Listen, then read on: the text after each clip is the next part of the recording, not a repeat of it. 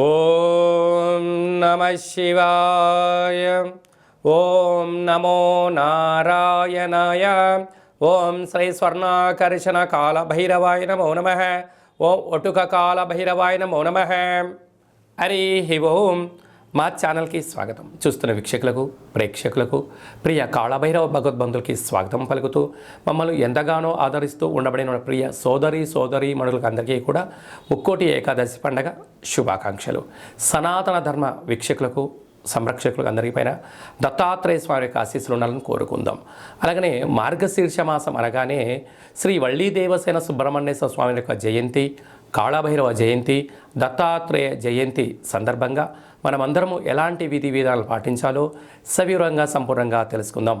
16వ తారీఖు 12వ నెల 2023 నుండి 31/12/2023 వరకు పుట్టినటువంటి వారికి ముందస్తుగా జన్మదిన శుభాకాంక్షలు.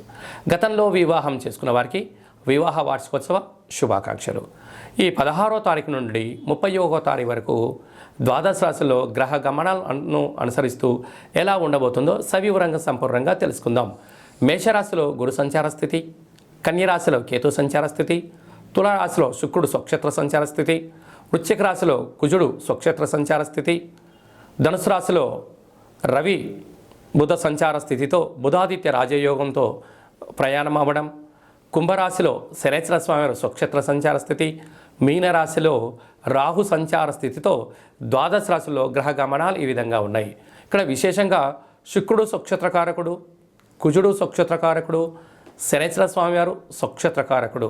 విశేషమైనటువంటి 3 గ్రహాలు స్వక్షేత్రంగా ఉన్నప్పుడు ఎలాంటి ఉపయోగాలు ఉంటాయో సవివరంగా సంపూర్ణంగా తెలుసుకుందాం. మీనరాశి వారు ఈ కాళభైరవ జయంతి సందర్భంగా ఎలాంటి విధి విధానాలు పాటించాలో ఈ వీడియోలో సవివరంగా సంపూర్ణంగా తెలుసుకుందాం. మీనరాశిలో ఏ నక్షత్రాలు వస్తాయనగా పూర్వాభాద్ర నక్షత్రంలోని చివరి పాదం 4వ పాదం, ఉత్తరాభాద్ర నక్షత్రంలో 4 పాదాలు, రేవతి నక్షత్రంలోని 4 పాదాలు కలిపితే మీనరాశి. చాలామందికి పుట్టినటువంటి కాల సమయంలో డేటా ఆఫ్ బర్త్లో లేనటువంటి ఏకైక కారణం వలన పేరు యొక్క మొదటి అక్షరాన్ని అనుసరిస్తూ ఆ రాశిని తెలుసుకునే ప్రయత్నం అవుతుంది. అవి ఏ అక్షరాలు ఒకసారి పరిశీలన చేద్దాం.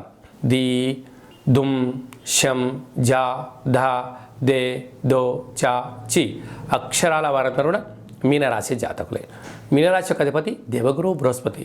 వీరికి ఒకవైపు ఏళ్ల నాటి శని ప్రారబ్ధ సంచార స్థితిలో ఉండడం, రాశిలోనే రాహు సంచారం చేయడం, ధనావాకు కుటుంబ స్థానంలో గురు సంచార స్థితి ఉండడం, 7వ స్థానంలో కేతు సంచార స్థితి ఉండడం, అష్టమంలో శుక్రుడు స్వక్షేత్రకారకంగా ఉండడం, భాగ్యంలో కుజుడు స్వక్షేత్రకారకంగా ఉండడం, రాజ్యస్థానంలో బుధాదిత్య రాజయోగం ఉండడం, వ్యయంలో శనేశ్వర స్వామివారు స్వక్షేత్రకంగా సంచారం చేయడం వలన ఒకవైపు ఏమో ఏలనాటి శని, మరొక వైపు ఏమో బుధాదిత్య రాజయోగం, మరొక వైపు ఏమో 3 గ్రహాలు స్వక్షేత్రంగా ఉండడము మీనరాశి వారికి అద్భుతమైన యోగకాలమైన మంచి కాలంగా గుర్తించగలగాలి.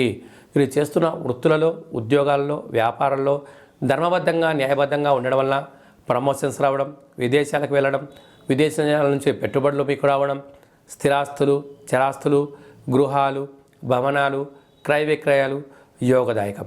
కాకపోతే మీ జన్మ నక్షత్రం రోజున అష్టమి తిథి, పూర్ణిమ తిథి ఎందున దూరవాయు జల ప్రయాణాలు పెట్టుకోకపోవడం మంచిది.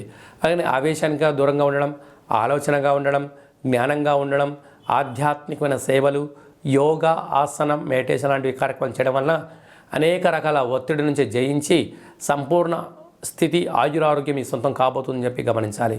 అలాగే సాఫ్ట్వేర్ ఉద్యోగస్తులకు, హార్డ్వేర్ ఉద్యోగస్తులకు, స్వయం వృత్తుల వాళ్ళు, సేవారంగాల వాళ్ళు, అలాగనే గృహ భవన నిర్మాణ కార్మికులకు, వ్యవసాయ సోదరీమణులకు ఇది చాలా మంచి కాలము అని చెప్పి గమనించాలి.